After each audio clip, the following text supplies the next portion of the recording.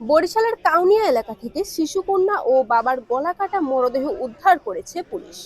পুলিশের ধারণা, পারিবারিক কলহের জেরে সন্তানকে হত্যার পরে আত্মহত্যা করতে পারে বাবা। যাই দেখি মেয়ে পারদারে আর ওই ছেলে ওই অবস্থায় এই অবস্থা। আমার মনে তো বডি দিয়া নিজের গলা নিজে কাটছে। যে বাচ্চা যাকে ডিভোর্সে এই যে টেনশন বা ভারসাম্য মানে মানসিকভাবে চাপ, এইটার কারণে উনি হয়তোবা ভেঙে। তবে বিষয়টি তদন্ত করে বলা যাবে বলে জানিয়েছে পুলিশের ঊর্ধ্বতন কর্মকর্তারা। নিহতরা হলেন নাইম হালদার ও তার 5.5 বছরের মেয়ে রাবেয়া রশ্মি রোজা।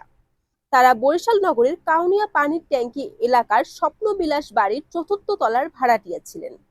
বুধবার সকাল 9:30টার দিকে পুলিশ তাদের গলাকাটা মরদেহ উদ্ধার করে।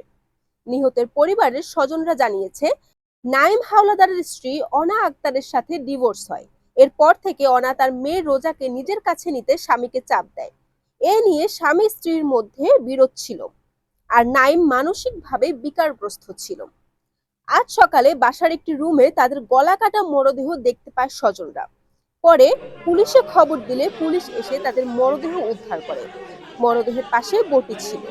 ধারণা করা হচ্ছে বটি দিয়ে প্রথমে মেয়ে রোজাকে গলা কেটে ও পরে নিজের গলা কেটে আত্মহত্যা করেছে।